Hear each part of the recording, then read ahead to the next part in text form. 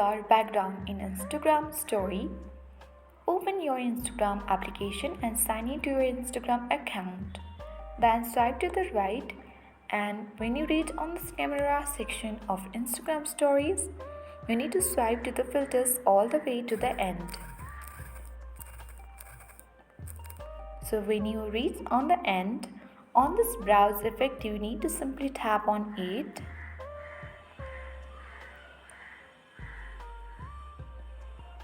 So let's open this browse effects.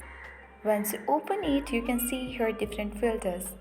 So on this section, you can see the magnifying glass at the bottom left corner of the screen. Open it, and here you need to search for a blurred background. When you search for a blurred background, you need to select the blurred background filter. And when you open it, you can simply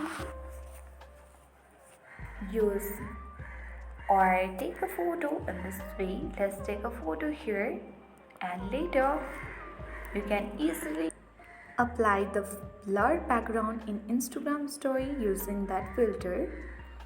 So I hope this video was helpful for you. If this was, then hit the like button and subscribe.